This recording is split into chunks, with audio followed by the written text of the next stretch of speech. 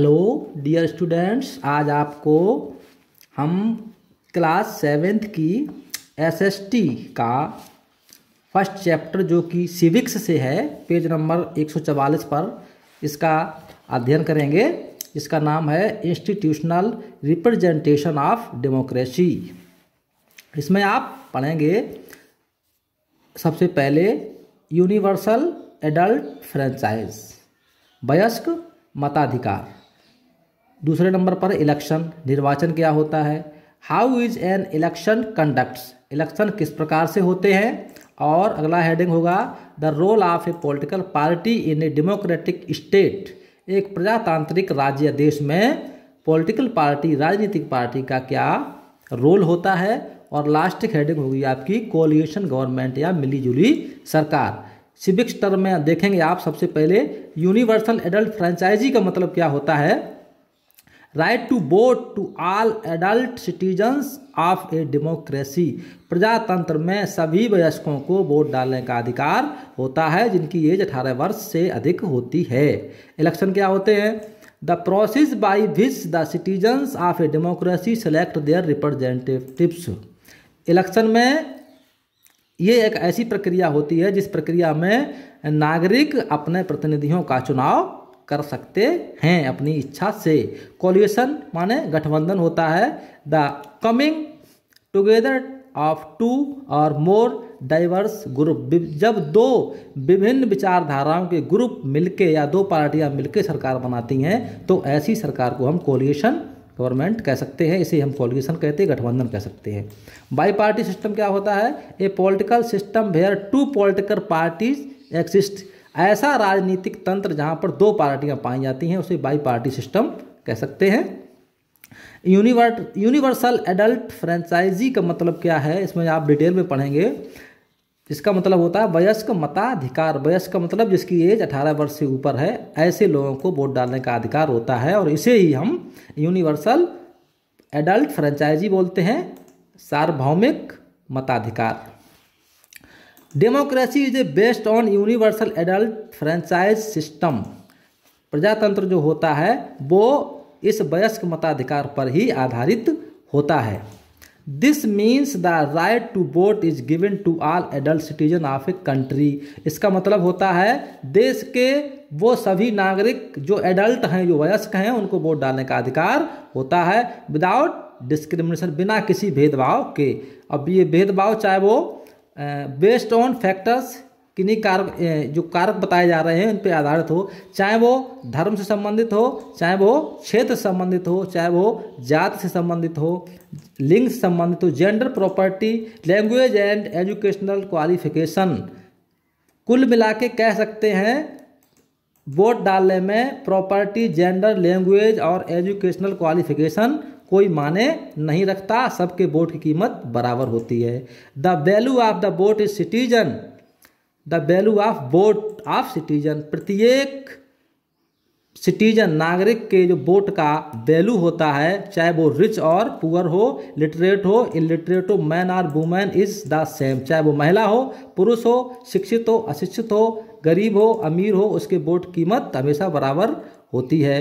In India universal adult franchise is the basis of representation of all levels of the government, ये प्रक्रिया किसी भी चुनाव में बराबर से चलती है, चाहे वो चुनाव संसद का हो, चाहे वो चुनाव सेंट्रल का हो, चाहे वो चुनाव विधानसभा का हो, सरकार के तीनों लेवल पे ये प्रक्रिया लगातार अपनी गति से चलती है। All Indian citizen who have attend the age of 18 are given to right to vote, हमारे देश में जिस नागरिक की उम्र 18 वर्ष हो गई है उसे वोट डालने का अधिकार होता है। 10 universal adult franchise establishes and ensures political equality, इस सार्वभौमिक मताधिकार से राजनैतिक समानता प्रदर्शित होती है। It secures a truly democratic government and makes the government accountable to the people, इस फ्रेंचाइजी से या एडल्ट मताधिकार से इट सिक्योर्स, ये निश्चित होता है ट्रूली डेमोक्रेटिक गवर्नमेंट, एक सही मायने में प्रजातांत्रिक सरकार and makes a government accountable to the people, किस प्रकार से सरकार लोगों के प्रति जवाबदेह या उत्तरदायी होती है। इलेक्शन, निर्वाचन क्या होता है। In India election to the parliament and the state legislative assemblies are held every 5 years. हमारे देश यानी भारत में जो चुनाव होते हैं वो चाहे पार्लियामेंट का हो या विधानसभा का हो, प्रत्येक 5 वर्ष बाद चुनाव हेल्ड होते हैं, चुनाव की प्रक्रिया जारी की जाती है। The election commission of India is responsible for education conduction of free and fair election. Election commission एक चुनाव आयोग होता है जो कि एक स्वायत्त संस्था है। ये भारत में चुनाव के लिए उत्तरदायी होती है। इसकी जिम्मेदारी होती है कि देश में फ्री एंड फेयर इलेक्शन कराए जाएं, किसी प्रकार की बेईमानी या गड़बड़ी न हो पाए, ये इसकी जिम्मेदारी होती है। It is an autonomous constitutional body which was set up in 1950। ये एक स्वायत्त संस्था है, ये स्वतंत्र संस्था भी होती है और इसकी स्थापना सन 1950 में हुई थी। The election commission is a 3 member body, इसमें 3 मेंबर होते हैं।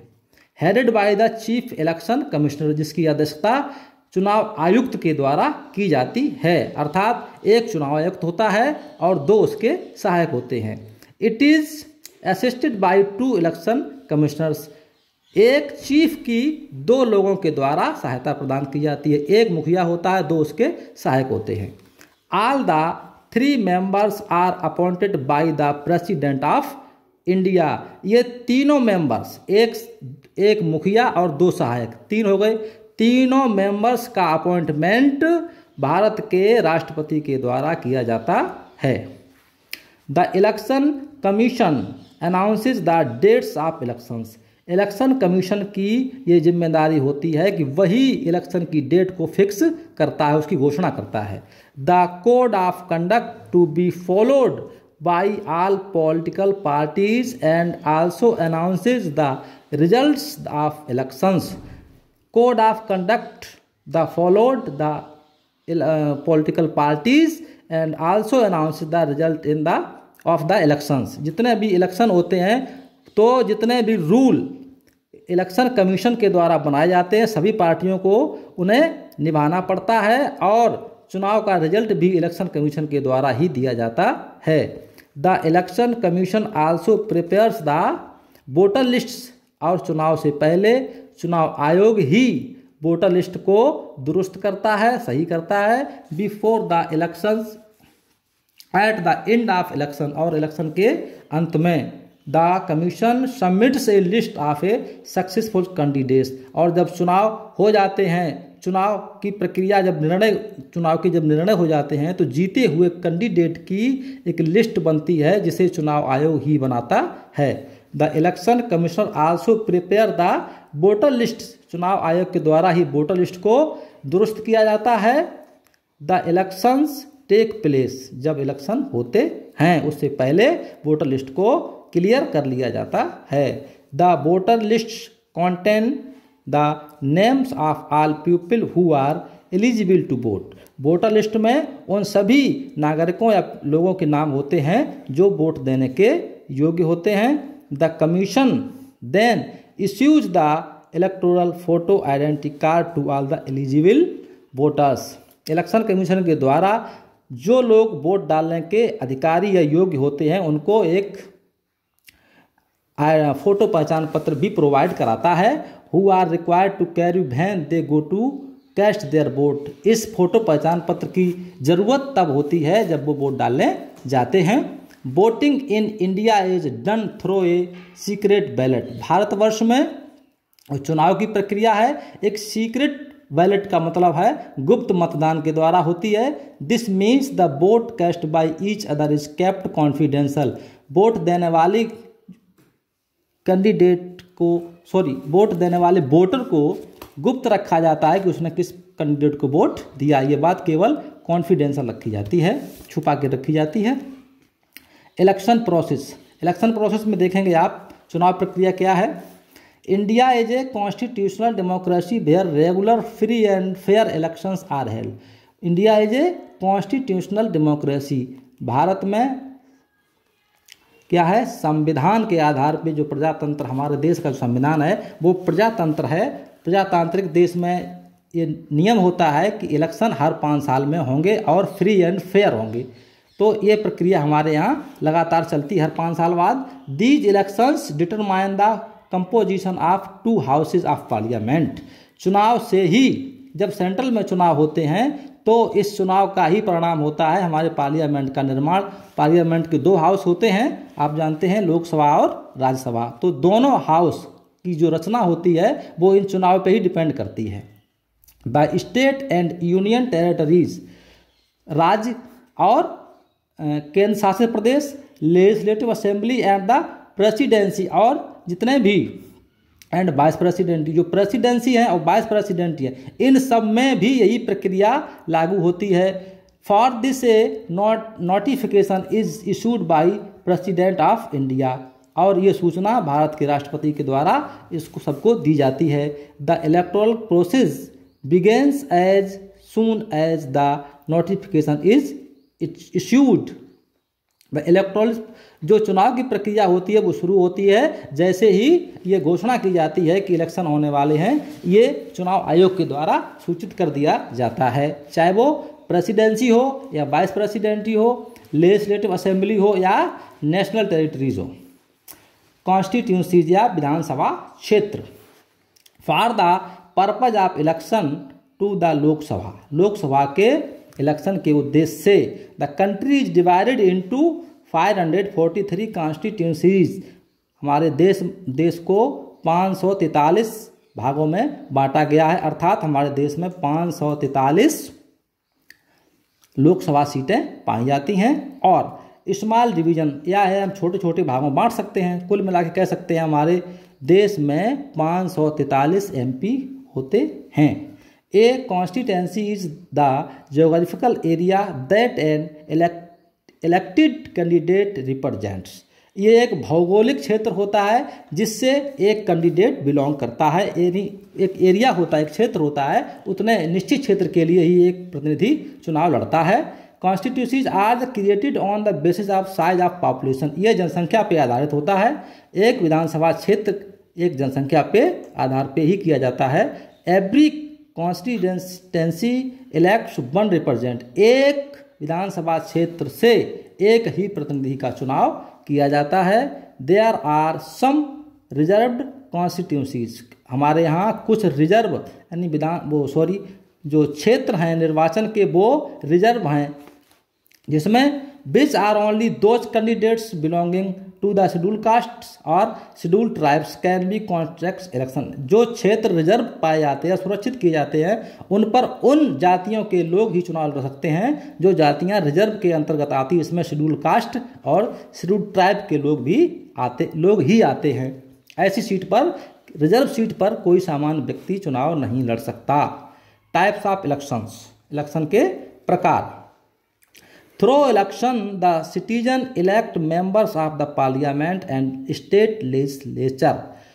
इलेक्शन के माध्यम से ही पार्लियामेंट के मेंबर का भी चुनाव होता है और विधानसभा के मेंबर का भी चुनाव होता है। In order to conduct an election the country is divided into different divisions called the constituencies. चुनाव के सुलभता के लिए हमारे देश को कई भागों में बांट दिया जाता है, कई डिवीजन यानी उपभागों में डिवाइड कर दिया जाता है। The election which are held for central state are called assembly elections. The election which are held for the central, जो चुनाव सेंट्रल के लिए होते हैं, कुछ चुनाव स्टेट के लिए होते हैं, उन्हें असेंबली इलेक्शन कहते हैं। And even the local level elect the panchayat members. जो स्थानीय आधार पे होते हैं उन्हें हम पंचायत मेंबर्स कहते हैं। कनेक्ट टू सिविक्स में देखेंगे आप, the first general election were held in 1951। हमारे यहाँ पहली बार जो आम चुनाव थे वो 1951 में हुए थे। सो इसलिए for 17 general elections have been held in India. इसलिए हमारे यहाँ 17 बार चुनाव हो चुके हैं। हाँ जी, अब आज के लिए इतना ही, और शेष भाग आपको अगले वीडियो में मिलेगा। That's all, thank you.